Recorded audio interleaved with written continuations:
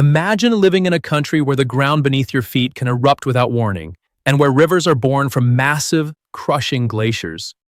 For centuries, humanity looked at these two extreme forces, volcanoes and glaciers, as absolute symbols of destruction. One burns everything it touches, the other freezes life to a standstill. They could not appear more different. But today, Iceland has achieved something that sounds like pure alchemy. They forced fire and ice to work together to power an entire nation. Today, nearly 100% of Iceland's electricity comes from renewable sources, turning what should have been a geological nightmare into one of the world's most remarkable energy systems. But this wasn't an easy victory. When humans first tried to tap into this power, nature fought back with brutal physics, trapping engineers in deadly technical dilemmas that threatened to destroy their multi-million-dollar technology.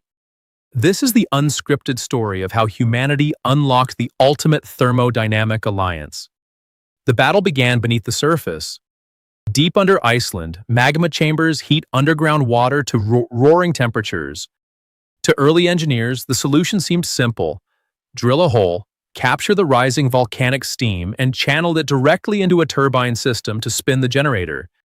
But the volcano had prepared a deadly trap.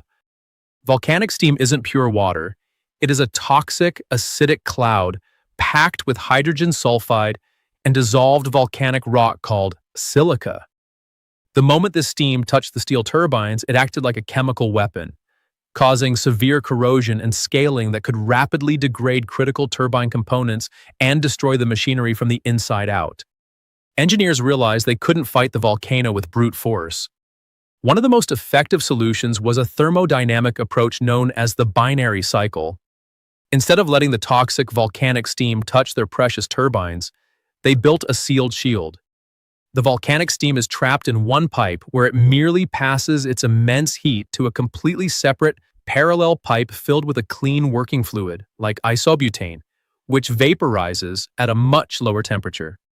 The geothermal fluid transfers its heat to the clean working fluid, boiling it without exposing the turbine blades to the corrosive geothermal fluid, while the toxic volcanic soup is injected right back deep into the earth. Humanity had successfully stolen the fire without touching the poison. Today, geothermal energy captured from this volcanic ground provides roughly 30% of Iceland's electricity.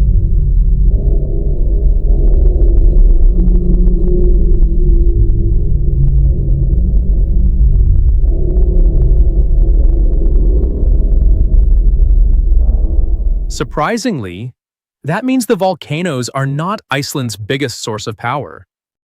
The true giant of this island is frozen water. Massive glaciers cover a significant portion of Iceland's land. As temperatures rise, they release enormous volumes of meltwater that cascade into rivers with tremendous force. And that moving water can be converted into electricity through hydropower.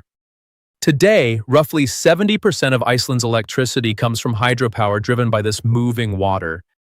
But harnessing glacial water comes with its own silent engineering enemy known as glacial flour. As giant glaciers move, they crush the solid mountain rock beneath them into a microscopic, razor-sharp dust. When this water rushes into the dam, it carries billions of these microscopic stone particles.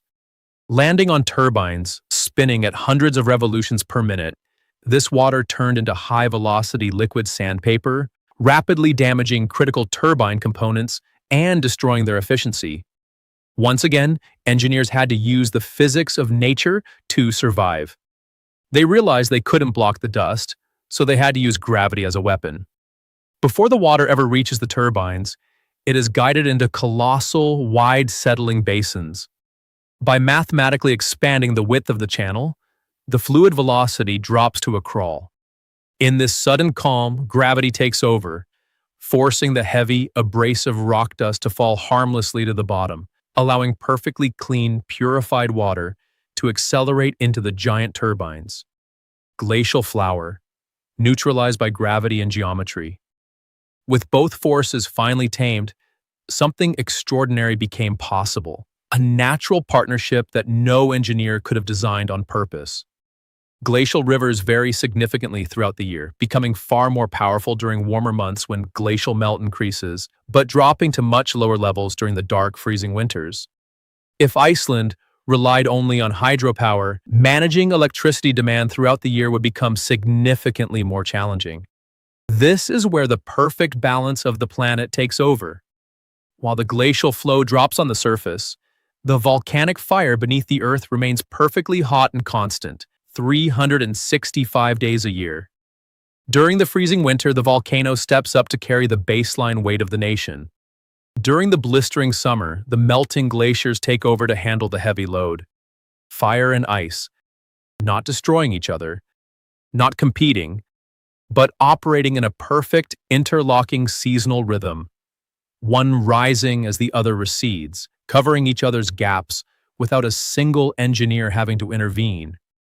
Iceland's energy story is not really about geothermal plants or hydroelectric dams. It is about a fundamental shift in how humanity approaches the natural world. For most of history, we treated nature as a problem to be solved, a force to be overcome, redirected, or conquered. Iceland's engineers learned a different lesson. Nature doesn't need to be conquered. It needs to be understood. Nature was never an enemy to defeat. It was always a system to learn from. The next time you flip a light switch, remember, somewhere beneath a glacier and somewhere deep below a volcano, these immense forces are working exactly as God created them, to power and sustain our lives. If you want to continue exploring the deep physics, hidden engineering, and unscripted systems that shape our world, make sure to hit that subscribe button right now, leave a like, and share this video to support the Unscripted Show. Let us know in the comments what hidden marvel of our world you want us to deconstruct next, and we will see you in the next discovery.